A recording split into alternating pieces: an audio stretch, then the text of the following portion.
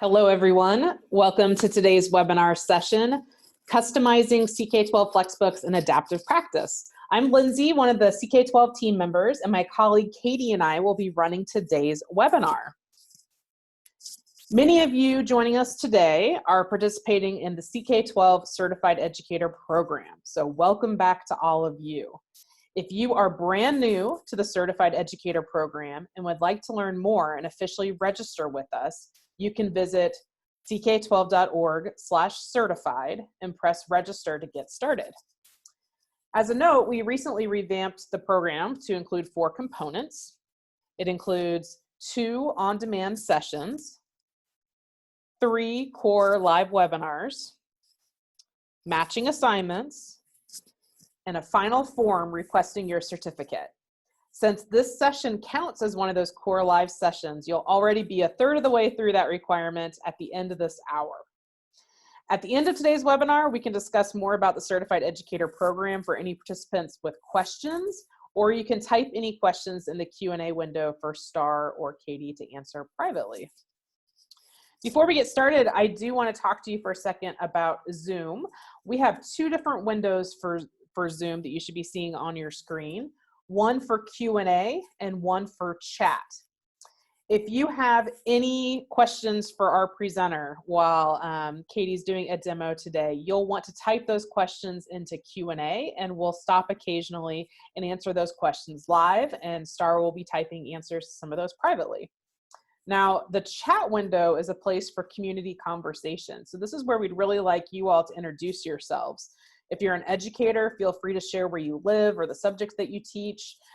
Just make sure in this window that you're sending any posts to all panelists and attendees, not just to CK-12 or to the panelists. We're getting a lot of messages just to the panelists, but if you want everybody to be able to see it, put it in the chat window and type to all panelists and attendees. The chat window is pretty quiet right now, so I'm hoping you guys are going to take me up on this and get it started here soon. Why don't I hand it over to Katie, who's going to talk to you about today's agenda. Thanks, Lindsay. So today's session is going to cover the following 3 topics. The first is FlexBook editing. This will include customizing, combining FlexBooks, rearranging them, editing, creating FlexBooks from scratch, and lessons. And then we'll talk about curating related content that goes with that. After that, we will talk about customizing practice. This includes creating quizzes, using these quizzes independently or in FlexBooks, and then what those reports look like based on the fact that you're using quizzes versus our regular practice. And we'll wrap up today's session with a little bit more information on what to do after customization. We'll kind of refresh quickly that assigning option, and then some other options for sharing your content with others via the share buttons, publishing that, and our school pages. Awesome. I do want to mention that we have 2 resource pages that you might find handy for this session. The first will help you with customizing FlexBooks, and you can access it at this tiny URL. It's on the screen, and then I think we'll post it in the chat window as well. tinyurl.com/CK12ADVFB2019. That gets you a handout that you can download or print or just save for reference for later. We also have one for customizing practice and quizzes. So you can view it or download it or save it at the tinyurl.com/CK12CustomAP2019. Again, we'll put those in the chat window here in a second for you all to access. No immediate action item, just know that they're there, and we'll mention that again toward the end of the session as well. As we go through this session, we'll be covering the big ideas behind customization of FlexBooks in practice. At the same time, you may find that you want more information on certain pieces, whether now or down the road when you have to do more customization.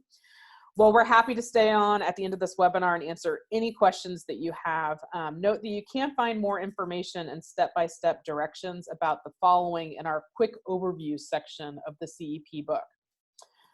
This covers finding, uploading, formatting, and attributing images, finding and using embed codes for videos, interactives, and Google slide presentations, creating and curating modalities on CK-12 to add as related content, lesson plans, videos, all of that, using CK-12's math editor, creating your own questions for quizzes, both a general overview and specific based on the question type, along with a bonus video on creating algorithmic questions, and then multi-concept assignments for those using CK-12 classes, plus more resources related to CK-12 classes.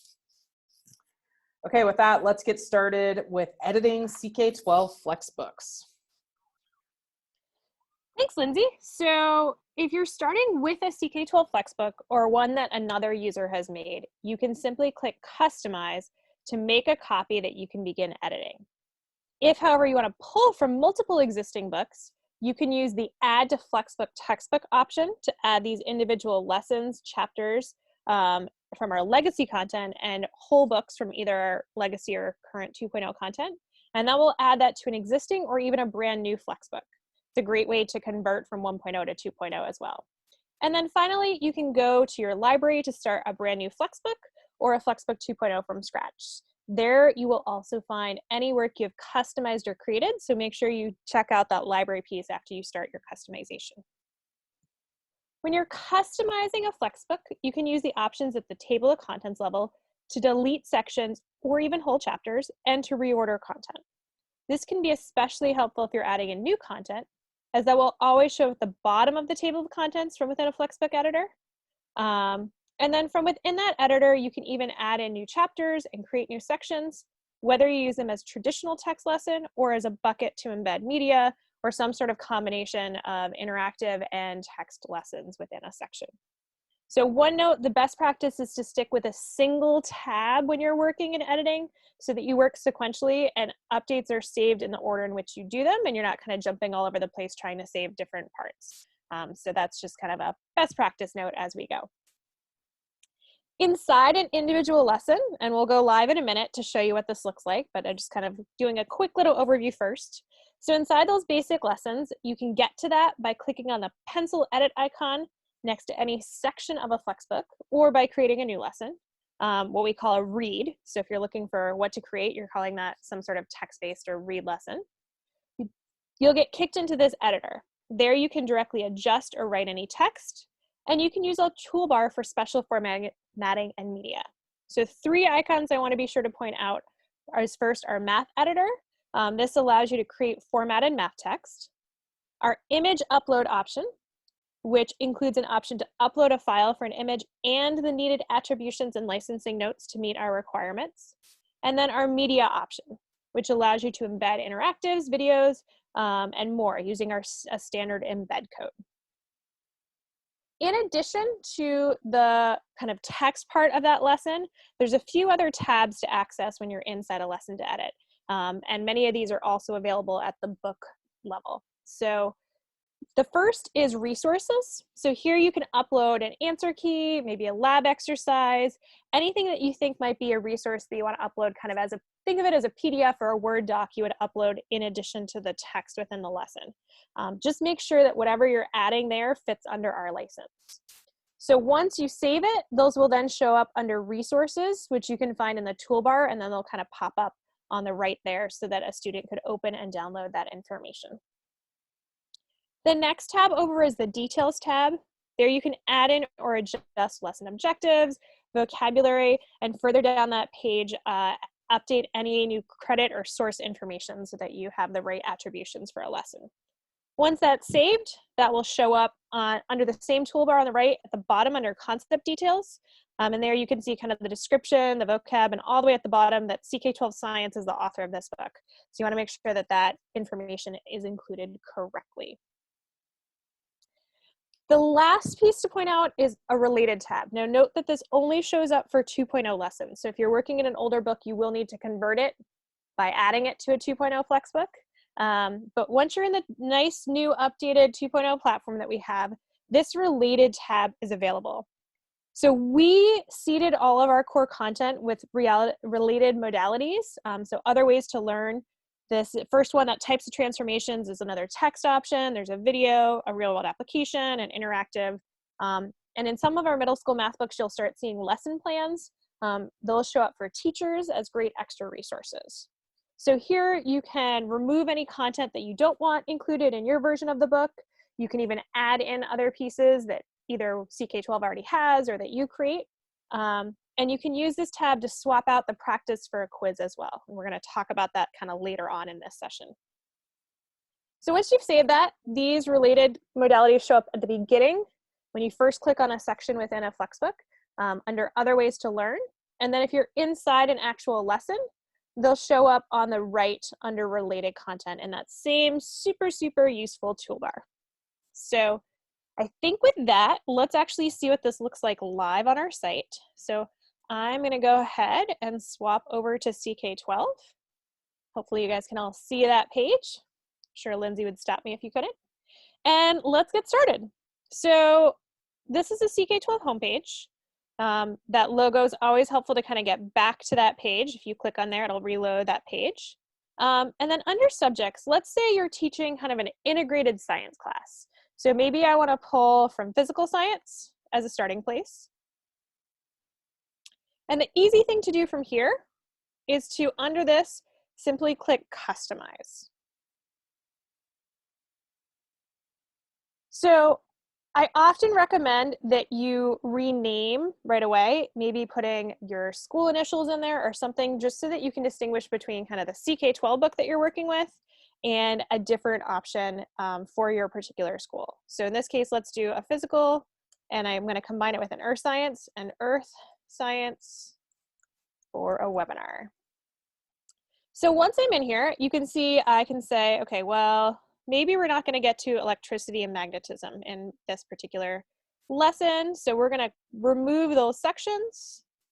It'll double check. And let's say I remove these and next year I did want to include that, or I wanted to make another book and include that. I can always go back to the original book and add them back in. So that is not a problem. But right now we're going to kind of remove some of those.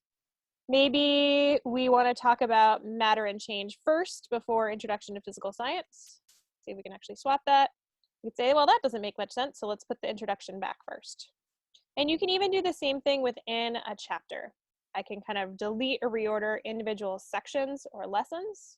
I could, delete any one of these or adjust conservation and chemical change and put them back where they belonged.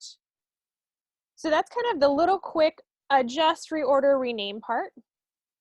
From within there, let's say this is great, but I also wanted to do that kind of duplicated piece. I want to actually add in both physical and earth science. So I'm going to go ahead and save this. And right now it only has the physical science content in there. So I'm going to go back to all the subject options for CK-12, and I'm going to pull up the earth science book. And instead of customizing this book and creating a new one, what I want to choose is the add to a FlexBook option. So I'm going to take all of this content, I'm going to add it to the book that I just made, that physical and earth science for a webinar option. I could create a new FlexBook if I wanted to, but this is a great way to do one if you've already started one. And then I'm going to click OK. So now if I go back to my library, which in the 2.0 world you can find under your name, so my library, and this physical and earth science for webinar FlexBook is right here. And now you'll see under this overview that we have the introduction to physical science. And once I make my way past that, we now have our introduction to earth science and all of the lessons that go with earth science here as well. So that's a great way to kind of add in new sections. If I want to go and update and edit this some more, now because this is a book I own, this is a great reminder, whether or not you own the book, is that this no longer says customize, this now says edit. So I'm going to go ahead and click edit. And then I'm back into the same world where I can adjust content, I can rearrange pieces. I might not need, maybe I do kind of one introduction to physical and earth science. So maybe I don't need that whole chapter. I can kind of remove that. Maybe not, there could have been more information in that. But I have all this information here. Now, one thing I do want to do is that we usually have a description in here for the book. And we probably want to change this to say, this physical science and earth science for middle school covers core content from both CK-12 FlexBooks. And then if there were any authors in that other one, I could kind of add in those other attributions. So I'm going to just open up a tab for a sec to look at what that was. And if we go to our physical science one, we have subjects. We got earth science in here. And this one is just CK-12 is the only author on earth science, so we're good. CK-12 is already included. It actually pulled that whole content in. We're good to go with our attributions. You would want to say if you added any content from an external source, you do want to make sure to add in additional attributions. I could even say this is middle school, so let's say 6th, 7th, and 8th grade, and I could tag any other information there. So that allows me to kind of do the basic lesson level pieces. If I wanted to go into a particular section, so let's say I wanted to open a particular section, and it's just kind of looking through this piece, and I'm going to do one on scientific notation. So I'm going to take this section. Here's my pencil edit icon.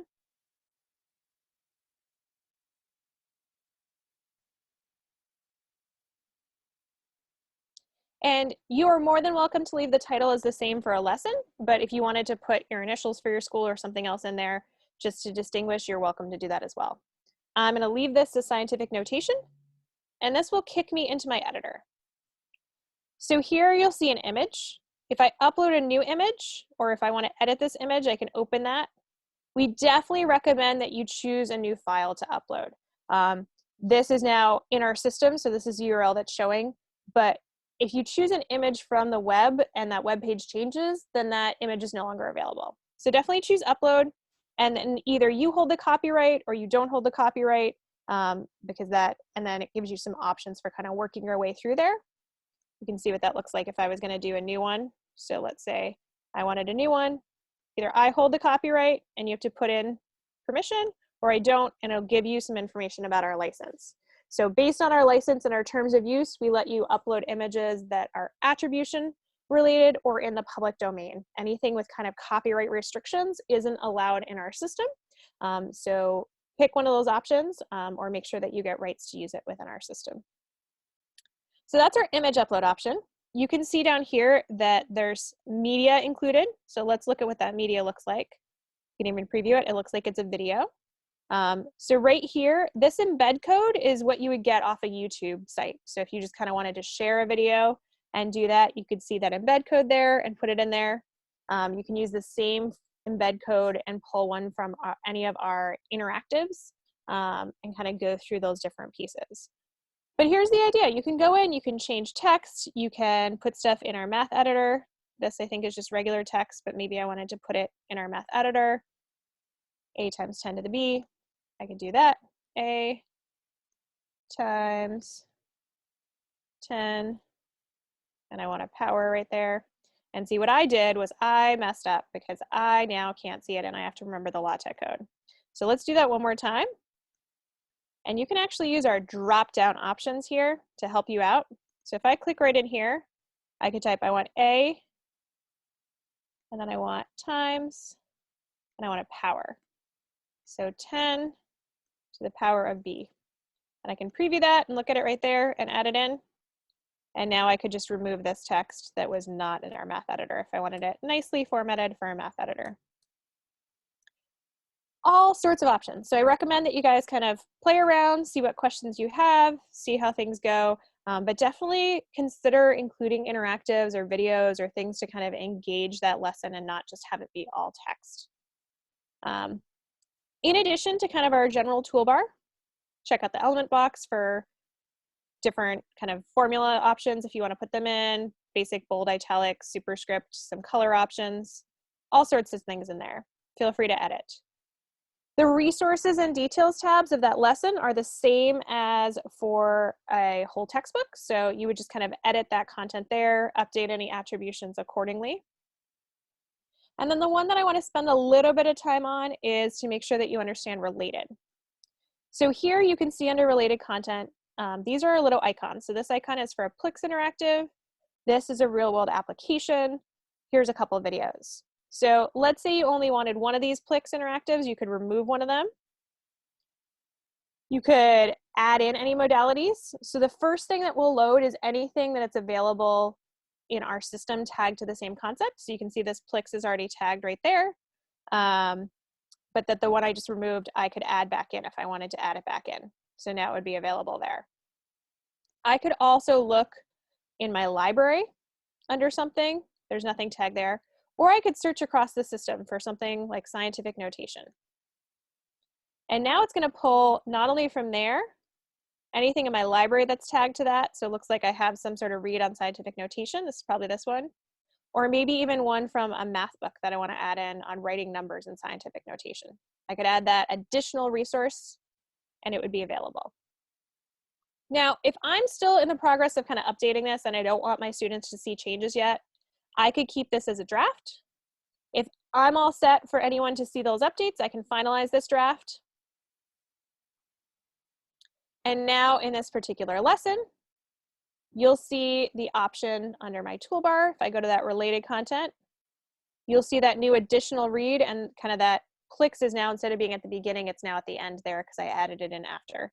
And somewhere in here is my nice little a times 10 to the b in math format. And I left it as a option to put in the center. You're welcome to leave it on the side or in line with text. But that's kind of some quick options for doing that. I want to go over two more things, and that has to do with starting a new book. So if I want to start a new book, I'm going to do that from my library. You're going to use your library to find any content. So you can see the scientific notation read that I updated, the book that I've been working on, and off to the left, this create new option. In here, you could create a new one of our original FlexBooks. I would say if you're creating a book, I would highly recommend doing it in 2.0. You get all the benefits of 2.0 and everything that you got in the original content. So I would create a new FlexBook that way. And then I would add in my new title, new FlexBook. And this has no content in it. So I have a couple of options. The first thing I'm probably going to want to do is add in chapters. So I could add in a new chapter. Apparently I can't leave the chapter title as new chapter. So chapter 1. And then I could add in new reads, which are new lessons within there. And that would kick me into our editor, and I could write one from scratch. So new lesson. And here's an example lesson. I could even keep that one as a draft. And if I keep it as a draft, it'll kick me back into the editor. If I want to put this lesson in my first chapter, I'm just going to toggle chapter 1 down, and then I can drag it right in there. So this is one way to add content. You can actually even search across CK-12 for content that way. But I usually find it easier to save this and then go and explore CK-12 and add content in there. And you definitely want to make sure that if you're adding from external to the editor, that you save that work. Remember that best practice is to have one tab open. This one I wasn't working with. It was just kind of there as a resource. So we can close that and go back to our best practice of one tab. And then I have the resources that I need from there. So that's kind of the super quick overview of how to pull those pieces. I would say maybe the last thing I want to show you is maybe where to get an embed code for an interactive, because those are some really cool things. So for our Sims and Plix, if you want to include these super, super cool interactives in your book, on either one of them, you're going to just go up to the right corner and find an embed code. And you're going to use this embed code in place of what you would use as like a YouTube video embed code in that editor where I showed you. So Linz, how are we doing on questions?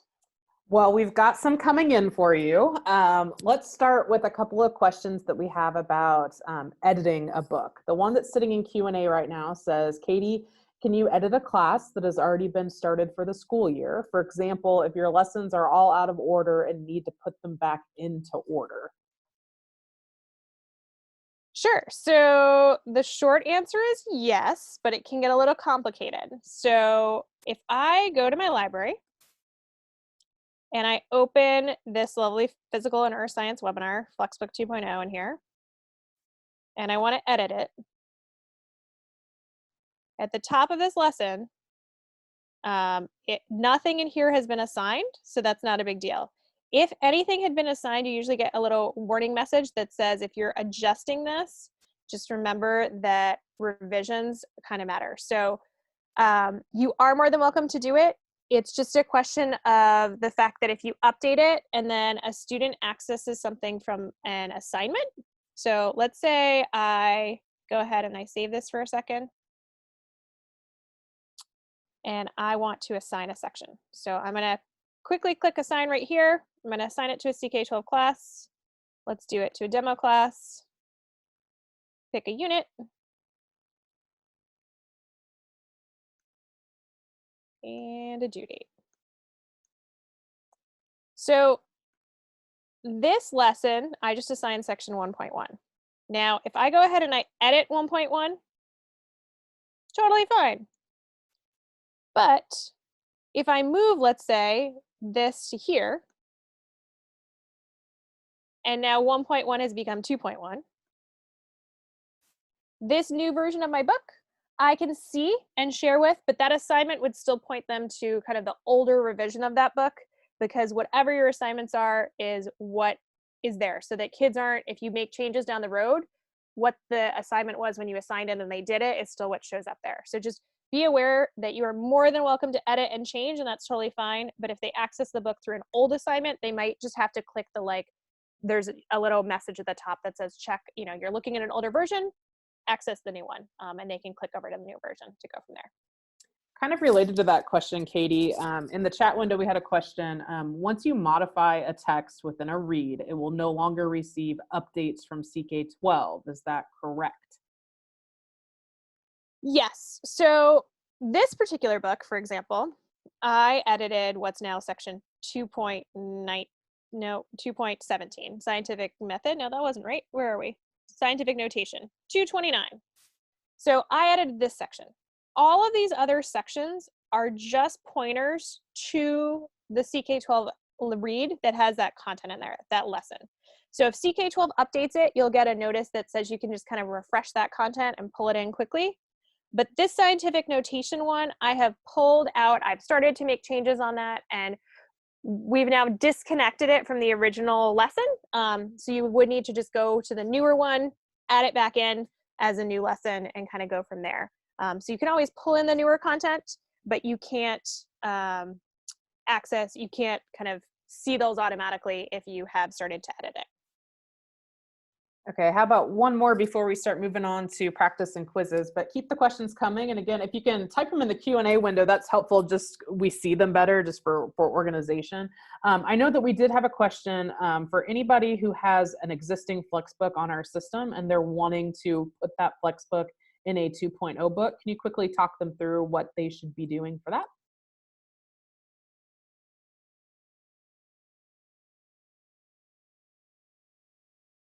I can't hear you, Katie. Are you talking? There we go. Okay, so if I pull a probability, we don't have probability converted to 2.0 yet. So let's say I pull that book open right now. I can use that same add to FlexBook textbook option. So I would say add to FlexBook. And instead of adding it to an existing one, which is totally fair, you're welcome to do that if it matches, I could create a new FlexBook, FlexBook 2.0, say new 2.0 prob FlexBook. And then it would take that, and now I can go to my library, and it took that entire probability and statistics book and added it in here. It pulled the authors, so myself as kind of the book author, which I probably can remove because I'm not necessarily adding core content, and Brenda Murray, who wrote the original book. So that's available in there. And then it will have all of the lessons here. Now, if you pull from an original book, totally fine, but there will be no curated modalities already done. All of our new 2.0 books, we've done that work for you already, but you're more than welcome to kind of add to a new FlexBook to get that piece in there. Okay, just a real quick follow-up question to the conversation we were having about updates from CK-12. The question is what if you just change the title name? Will you still get updates if the only thing that's changed is the title? If you change anything at the lesson level, so if I change this chapter level or the whole book level, totally fine. The minute you start that, click that pencil edit icon and pick a new name for a lesson, you have created a new copy of that, because that lesson is now a different kind of back end copy than the original one. So it won't automatically pull in the text updates for that lesson. All right, this is exciting. You can tell that they're thinking, next level things. Those are all really good questions. I'm going to steal the screen back from Katie, and we're going to start talking about the second area of focus for our discussion tonight, which is on practice and quizzes. I think in our last webinar on the FlexBook 2.0 platform, we discussed CK-12 adaptive practice, and this adjusts to students' levels and even offers recommendations for further learning. You're always more than welcome to use adaptive practice, but if you want to tailor student practice, you can create what we call a quiz on CK-12. And before Katie goes into how to create a quiz, I want to make sure that you understand the difference between quizzes and adaptive practice, because they are different. They both can pull from our database of over 150,000 math, science, and spelling questions. However, quizzes also give you the option to create your own questions and use them. You can assign quizzes like practice, but student reports are based on the percentage of questions they got right, unlike our practice, which aims for a goal of 10 correct, regardless of how many questions are completed. You also have various options for quizzes, from picking the order of questions to setting time limits. Remember that CK-12 won't override any of these choices by adapting to student performance or stopping them to provide recommendations. If you want those features, you'll need to use CK-12 adaptive practice as is. So let's get Katie on here to talk you through all of this. So the first thing that you want to know is how to create a quiz. So in the last section, I was talking about that create new option in your library, where you could pick FlexBook, Textbook, or FlexBook 2.0. You can do the same thing for a create new and get a quiz option from there. And then at that point, you would pull from existing questions in our database, or you could write your own questions to start from there. The other option is to kind of pick the customize option. There's kind of, depending on how you're accessing practice, you could find customize either on the side part on 2.0 or at the top of a practice or left of a practice modality page. And if you click customize, that will pull a subset of the questions already into your quiz from that particular concept, and then you can kind of pick and choose from there and add in other concepts. But one is a way to start from scratch, and one is a way to start with a concept as your starting point. So once you're in a quiz, the first thing you want to do is pick a title for your quiz. I highly, highly recommend you include the purpose or the topic in this thing. It will make it much easier to pull later. I have dated so many quizzes over the demos in the years, and I have no idea what's in them. So using them down the road is not quite as helpful as the ones where I said, oh, this thing is on the water cycle. That's super easy to find and use later on. So I recommend putting a descriptive title in there, and if you want a description to remind you what it was for originally or what's in there, you're more than welcome to add that then. Once you have that title, on the top right, you have a couple of options. The number of attempts. So because there are users who use this actually as a quiz and not just kind of an assignment, they might want to limit that attempt to a single attempt or 1 or 2 attempts to give students a second chance. If something glitched and they had to leave and you needed to give an individual student another attempt, there is a dismiss option in CK-12 classes. So you could kind of do that for one student, but in general, you want to pick either unlimited attempts or pick a number from 1 to 10 if you want them to have a finite number. You can match that with a time limit for the whole quiz, and then the language. And in general, you're going to want to stick with English if you're creating content and you're pulling from our database, as our 150,000 plus questions are almost all in English. We do have some partners working with us for questions in other languages, so those may be more available down the road. But right now, I recommend the English, especially if you want to pick from our database. And then below that, you'll see the options to show hints, show the solution after they've done it for untimed quizzes, and shuffle questions. The shuffle questions option is really helpful if you want all the kids to get kind of questions in a different order so that they're not working through them at the same time when they're sitting next to each other. So that's a piece. And then below that, you can see the allow students to pause and resume. We've had a lot of teachers over the last year or so ask for the option for using a quiz like an assignment and having a student start it and then pause it and pick it up later. That option is coming out in March, so it should be available shortly. I show you what it's looked like here, but when you go to make a quiz tomorrow and that option isn't available yet, just know that it is coming in March. So with that, the next thing is to go in and add and order your concepts. So from here, you can see kind of a couple different pieces. If you've already included a concept by clicking the Customize Practice option, you'll see at least that first concept kind of there already. If not, or you want to add another concept, you want to click on that Add Question Set. It'll be the first block if there's nothing there, or kind of wherever along the line. And then you can search to find a CK-12 concept to pull into your quiz, or click that Create New Questions option at the top. If you include multiple concepts, you can see the order of those concepts noted, and to reorder, just hover over that number and drag the whole box like we were dragging sections of a FlexBook to put it before or after another concept. Once a concept is included, you can adjust the number of questions.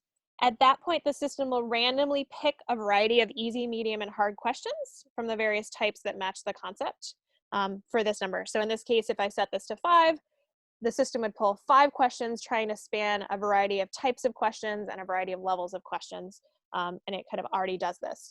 So this is a super easy way to adjust the number of questions, but it will pull a new set each time you reset that. So if you've handpicked questions, don't adjust that number. We actually give you a pop-up warning when you do that saying, are you sure you want to reset this and you haven't done a bunch of work that you want us to override by picking new questions? So just kind of keep that in mind.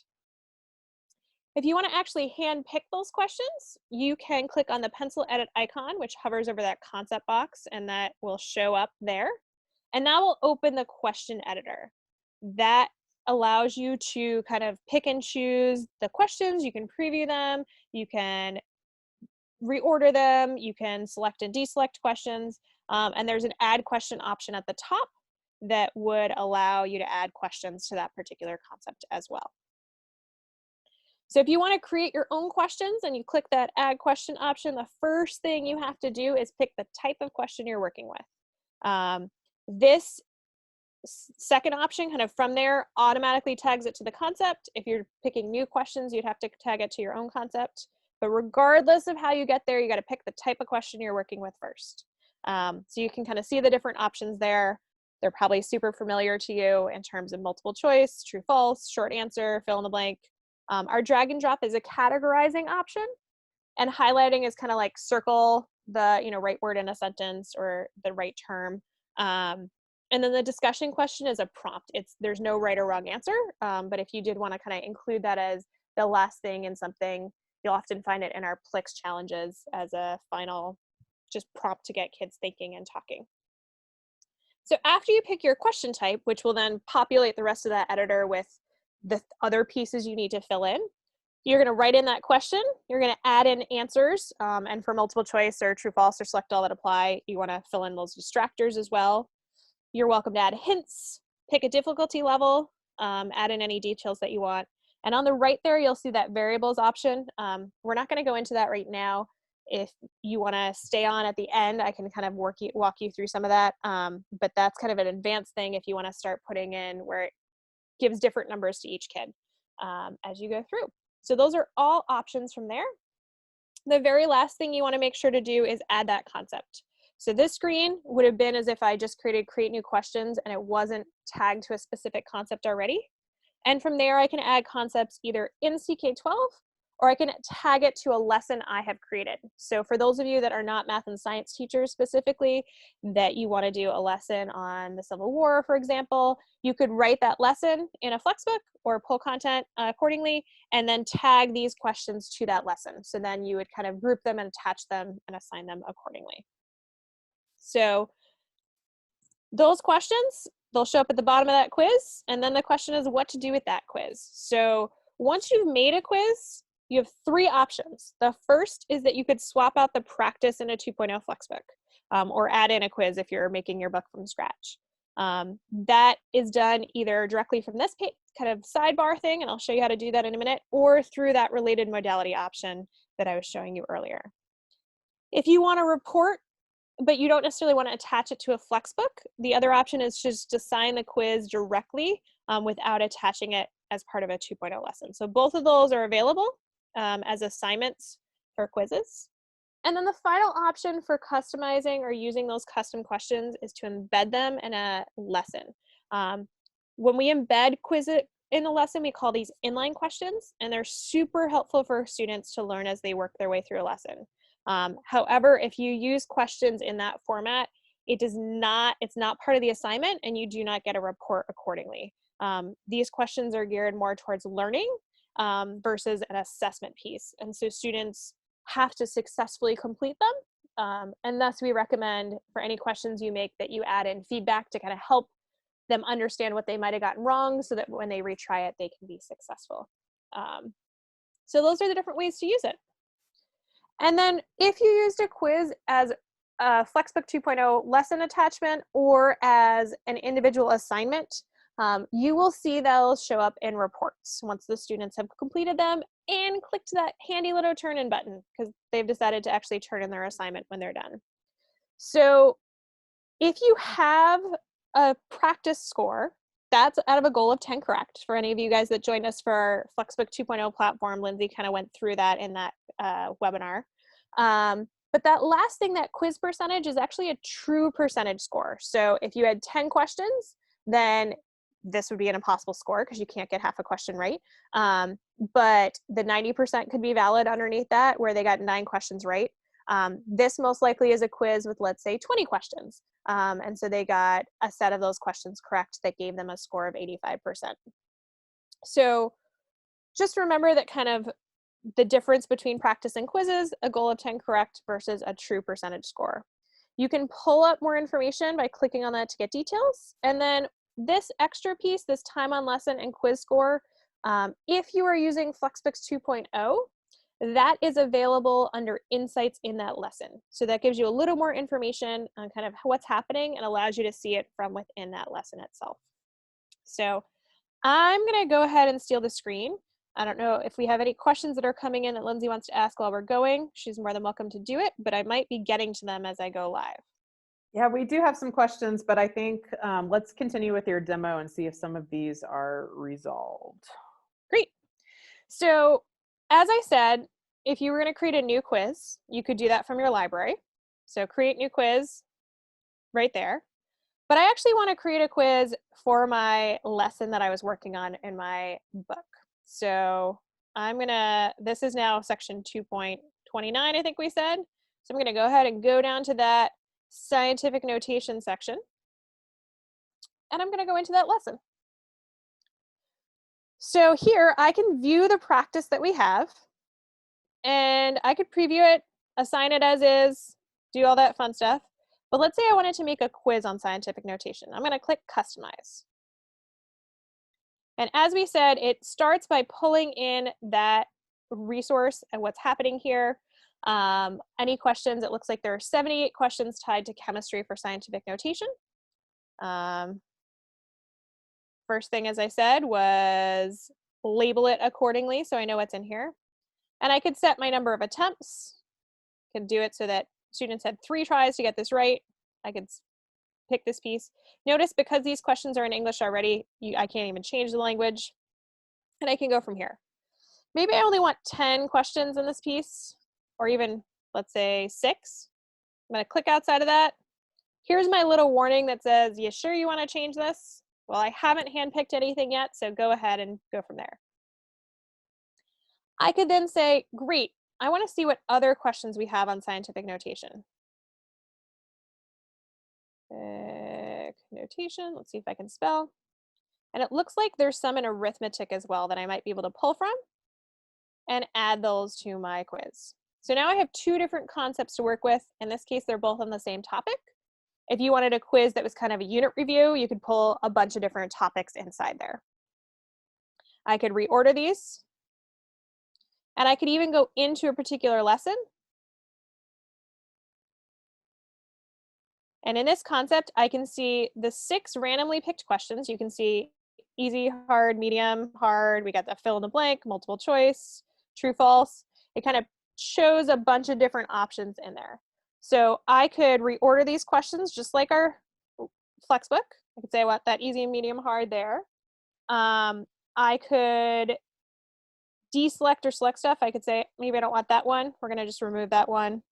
I could look through the other options, preview what that looks like, verify that that is true. Well, that's not true, so I'm going to say false. And try that again. And I can kind of work my way through and hand pick and curate my questions. I could also create a new question. So let's add a couple questions to this piece. So here, let's say I wanted a fill in the blank question. I find these may be useful when I want specific formatting that my students can't type in. So anything that's open response, they literally only have the choices on a keyboard. So let's say I want to say write 1,386 in scientific notation. And then I want my answer to be 1.386 times 10 to the third. I can even make this an exponent, and I'm going to pick this as a piece I want them to fill in, and that is a piece I want them to fill in. I could add in a hint if I wanted to, just type in whatever that hint was going to be. So don't forget the power of 10. It's already tagged scientific notation, but if it wasn't, I would just click here. I'd add a concept, let's say science. And we got a bunch of science stuff in there. Or I could say, and I want to search in my library. Let's see if I can actually do that without, there we go. And these are a bunch of things in my library that are related to science. So that would be a way to tag it to a lesson that I've created. So now I can submit this. I can even see what this looks like. And 1.386 times 10 to the second. Well, I got that part right and that part wrong. So if I go ahead and I save this, just like any new section, remember how the entire Earth Science book showed up below the physical science book when I added it in? My question is going to show up here. And this says CK-12 because it's a CK-12 account, but because I wrote this one, that's the only one I can edit. So you'll be able to edit and change the ones you've written. The ones that CK-12 made, you would need to make a new one if you didn't want to use that particular one. Let's do maybe one more quickly. So a different kind of option, maybe that drag and drop option. So sort, first thing again, I would need to do is pick my choice here. It's sort by whether the numbers are written in scientific notation.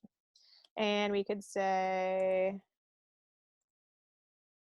1.3 times 10 to the 2 and 12, 3, 4, 4, 5. And here you would just pick your category. So I could highlight this one. This one maybe I actually want to do as a superscript to make it easier to read. And then my first category would be scientific notation. And my second category would be not in scientific notation. And that one was a superscript, so maybe I want to go back to kind of using that other piece because it looks like it's not accepting that. So, oops.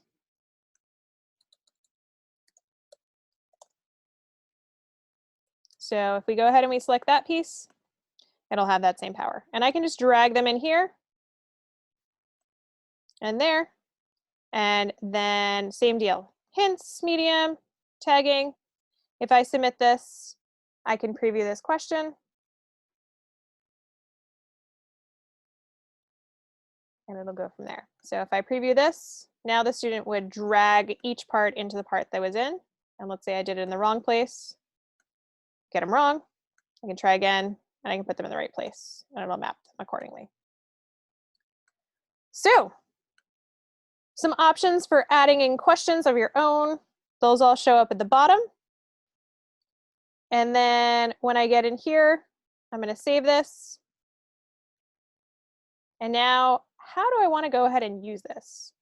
So I could go ahead and use this. I could look at all my quizzes from here. I could just open this quiz right here. And I could assign it to my class as is and get a report that way. Or I could go to my library and open up this other resource that I was working with. And because I own the section here, I've already customized this. Otherwise, it'll give you kind of a prompt to customize it.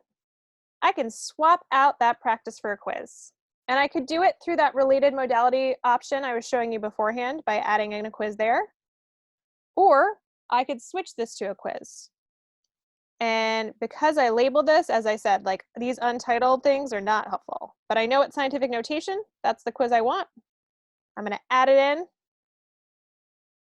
And now when I assign this lesson, it will assign the 27 questions for a quiz. That might be a lot, but you guys can adjust accordingly, and the lesson.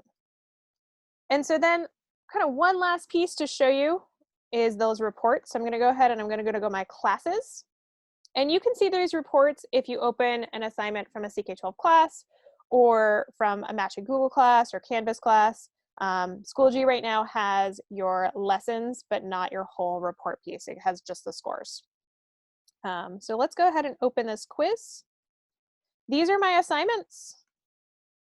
Here's an example quiz. I can't show you the one I just did because nobody's done it yet.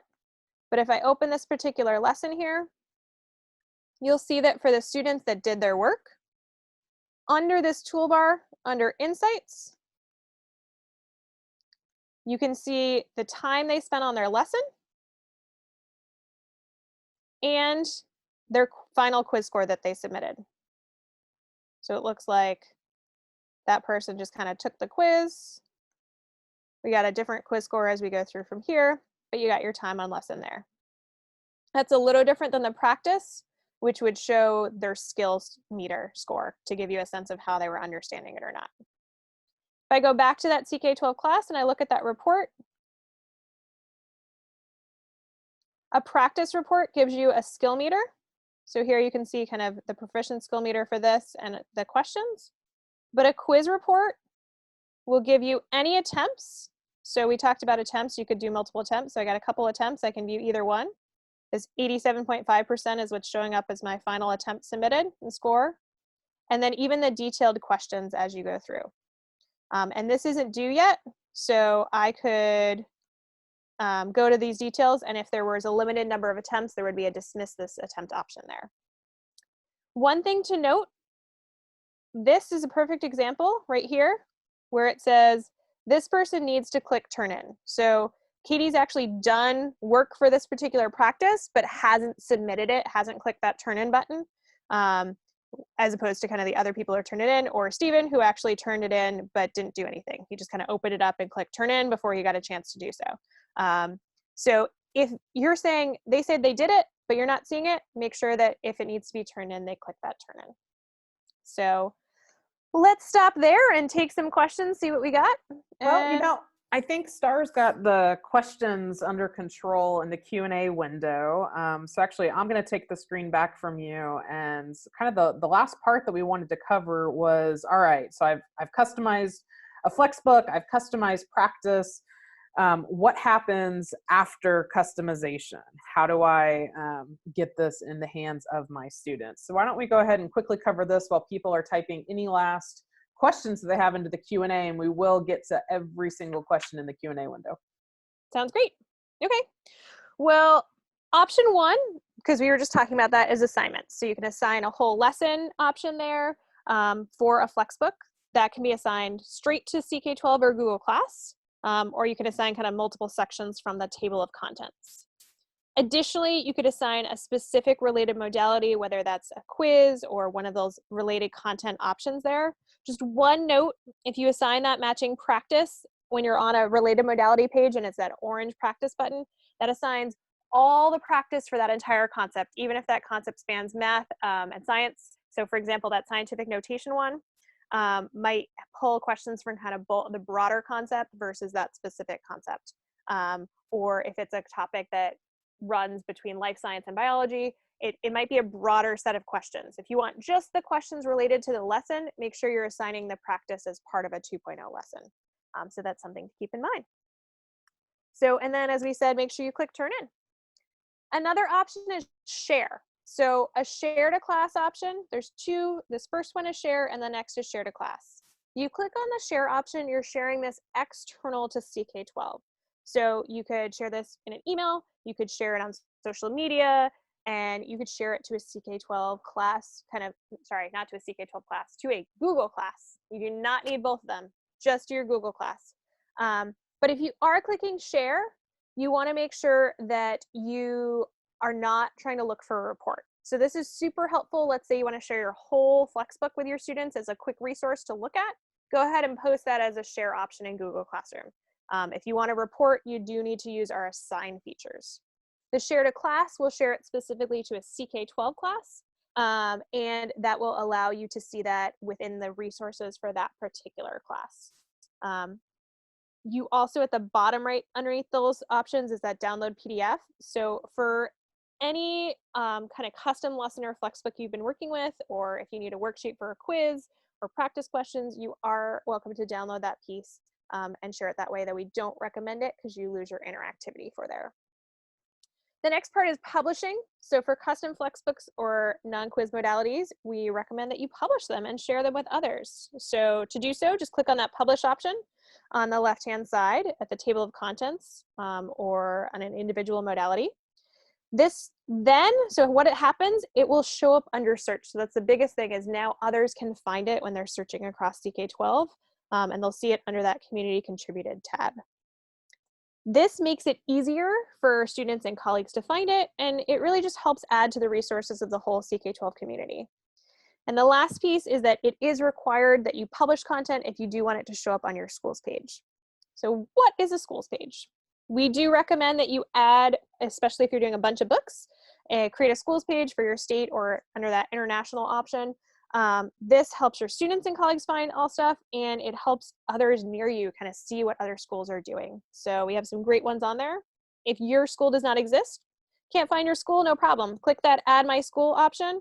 It will pull up a form and you can fill out that form to get started. And we'll link that to the right person who can manage it, and we're off and running. So I think with that, maybe we'll talk about a couple final pieces of just reference information, and then we'll go back to questions and stay on until they're all gone. Yeah, just to be conscious of time, why don't I do a little bit of the wrap-up pieces, and Katie, I'll let you study the Q&A window and be prepared to answer any of those questions that are coming in. Please continue to ask your questions, but I do want to go over just a few programming notes.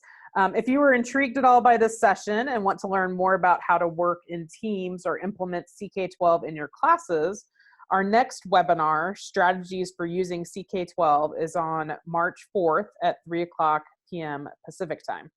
We're also hosting another FlexBook 2.0 platform webinar, also at 3 p.m. Pacific time on Monday, March 23rd.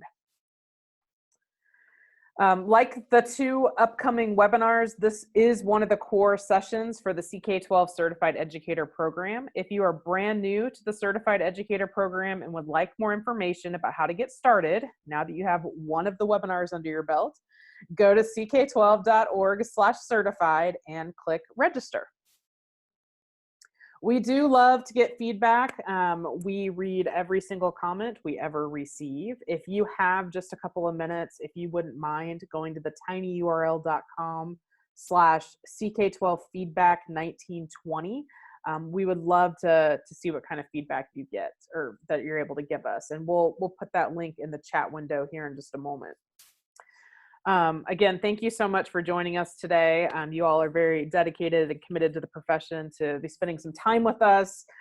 We are here to support you. A good place to email if you have any questions is jumpstart@ck12.org. That'll come directly to our team. You can also follow us on the social networks at CK12 Foundation, or the hashtag CK12 Certified's got a lot of good stuff in it as well. So that wraps up our core programming. This webinar was recorded, and sometime tomorrow it'll appear on our webinars page if you are looking for a recording of that. Otherwise, we're going to stay on, and Katie, I'm going to kick it back over to you to start clearing out the Q&A. Great. So I'm going to steal the screen back from Lindsay so we can talk about a few different pieces. So one asked if the assignment requires a practice element. So the answer to that is no. So this new FlexBook, which apparently I clicked on the wrong one, so let me go back to that for a second. Actually, a really good example, I'll even just go straight to my classes. So if I look at those classes, I was able to assign, in this example, you saw the quiz and the practice there under reports, but I also had assignment of just a video, I had assignment of a simulation. You can assign a lesson with or without practice. It just will give you a check mark if it doesn't have a practice or quiz attached to it. So if you want kind of a score on the questions they did, you need the practice or quiz. If you just want them to kind of access it, feel free to assign it and you'll get a check mark. Or if you're using an LMS, it will be full or no credit for whatever point value assigned there. With that in mind, we have always get this question when we talk about assignments.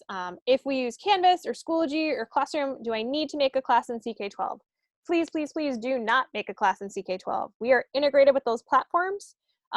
For CK-12, you would just go ahead and assign straight to a CK-12 class. The same thing you would do for Google Classroom, just click on Classroom, connect, and it'll pull up your classes.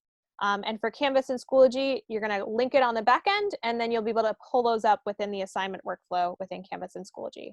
So you do not also need another class in CK-12, and we do not recommend that you do it because it gets confusing for kids and yourself where your reports are and where things are. We then have a question about different languages. So I'm going to go to a cool thing on our homepage. So let me go back up here to that lovely CK-12 logo. And this question asks about reads being displayed in different languages for my language learners. So that is already available. You can see kind of at the bottom of a website, this Google Translate option, and that will translate all of the core lesson text into a different language. We also have some other cool language options. So some of these are in different, this is for our, a lot of our simulations you'll find translations for.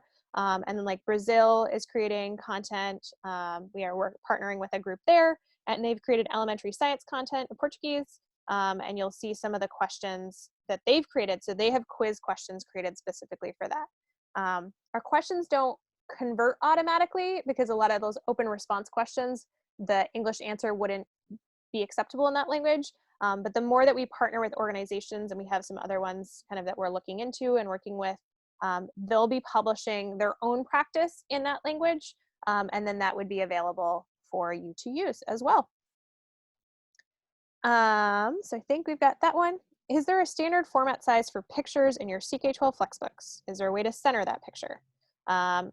Yes, to both of those. So if I am in my library, let's go ahead and open that particular piece.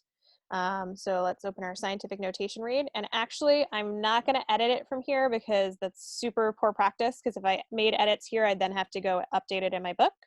So I'm going to go back one, and I'm going to do best practice options and make all my FlexBook edits from the book. So I'm going to go ahead and I'm going to choose, and I'm going to edit this. And in here, there are two options. You actually get one or the other piece for there. So let's go ahead and pull the one I've been working with so it doesn't have to make a separate copy again as we go through. There are two options for images. So option 1 is inline and option 2 is figure. And when you click on any image you've uploaded or you upload a new one, you can click over to those options. So if I go ahead and I insert edit image, if I go over to image options. So this is listed as inline and it's 400 pixels wide. I would say that's probably good. Everything's based on width of an image, so that's probably a good size. Your standard text is based on about 600 pixels wide to work with. So that seems like it would take, a decent amount of the page, but not the whole page, so that's good. So that's one option, but that would be inline, and that would be kind of wherever it showed up in the line of the text. The other option is figure, and this will center it. And you lose the pixel width piece, but you have three choices. You have a postcard, a thumbnail, or a full page. And that's based, once again, on pixel width. Your postcard's your kind of standard image size. So here it's now centered. It's in the center there. If I clicked on it one more time and picked, let's say, a thumbnail, it would be a little baby image. And it's just available like that. So those are some options to center your image if you're using it as a figure, or to kind of pick a pixel width. And somewhere around 300 or 400 usually is kind of a decent size, but you can always save it and then go back and edit it if you think it's too big or too small. Awesome, Katie. So, I think we've reached the end of the Q&A queue. We'll give it just another second to see if any other questions float in.